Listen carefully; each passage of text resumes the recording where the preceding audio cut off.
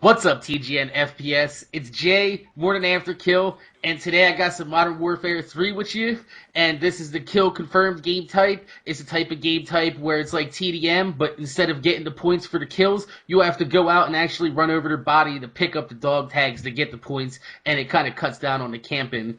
And on the mic with me today, I have Mr. DJ Arcus. And Hello. yeah, hello, Arcus. For those of you that don't know on TGN FPS, DJ Arcus is the developer behind the Xbox Live indie game Fortress Craft. I did Burnout as well. I like for talking about Burnout as a rule. Oh, you did Burnout as well. Yeah, did you not know that? I did loads of games. I've done like 60 games on the Xbox and PlayStation and stuff. As a developer, I wanted to get your opinion. What do you? What's your take on what these games are doing today with the if it's not broke, don't fix it type approach?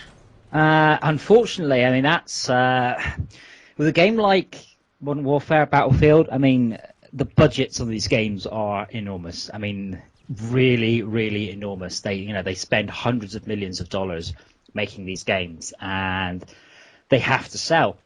And they don't like taking risks. A good example is Mirror's. Do you remember you played Mirror's Edge? Yes, I have. Good game, very good game. Didn't sell very well, but it was a bit of an experiment. So EA said to guys, hey, go away and do that. And they did it. It was a good game. It wasn't a massive success. But it's good to see that they actually did let them. And then, of course, back to Battlefield 3. I mean, companies like Activision have so few games on their books. I mean, Activision are basically Modern Warfare, Warcraft, Starcraft, that's it.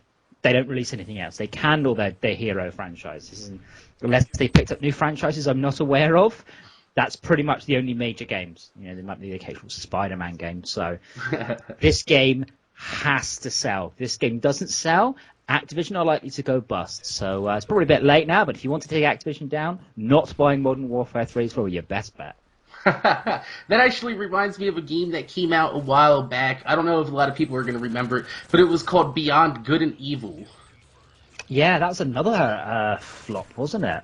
It was a great game. The artistic style of the game, the whole premise of the game, where you were armed with nothing but a camera, and I mean, it was a really great game at the time, and it got a lot of attention from the critics, but it didn't sell at all.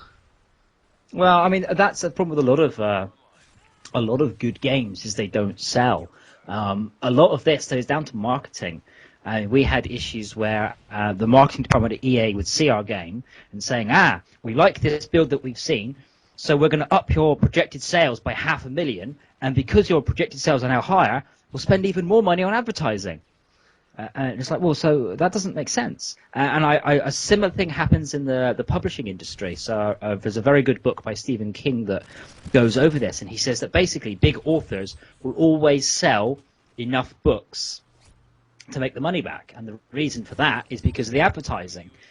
But some of the smaller books that are probably better than the John Grisham or the Dan Brown books, they don't sell because the money is not there for marketing. I mean, I don't know. I went on YouTube last night, and the top thing on YouTube, above all of YouTube, at the very top, was watch the Modern Warfare 3 launch party live with special appearances by Chase and Status. Mm-hmm. And I was very tempted just to tweet there, I see EA are spending the development budget well. Oh, you're talking about the difference between Battlefield 3 and Modern Warfare advertising.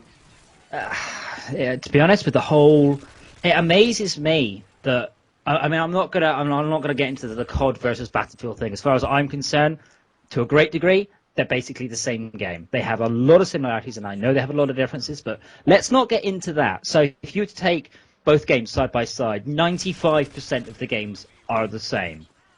That's not a bad thing. But why the hell do they come out like a week apart? You'd think they'd be better off going, hey, let's release this one in 6 months' time and sort of stack them. But it's the same thing happened with Split Second and Blur. Again, very, very similar game types, and they came out on the same day, for heaven's sake. And then both of them just, commercial disaster.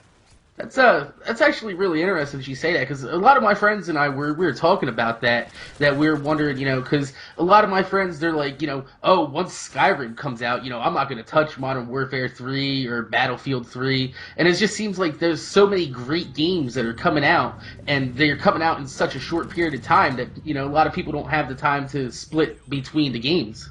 Yeah, well, this is the this is like the best time for games now. It's right around Thanksgiving is the biggest push for games. So all the games are out for Thanksgiving, and that also means they're out in plenty of time for Christmas. And this is when yeah, it's traditional. All the games come out February, March, April, dead. Yeah, to be honest, I don't quite know why publishers do this, but I worked on a skateboard game. And I'm not making this up. This isn't a joke, okay? One of the marketing people at EA's suggestion was to come out 2 weeks before Tony Hawk's on the basis that they'd be doing lots of advertising and people would buy our game by mistake because it was out first. Wow. And we're like, are you...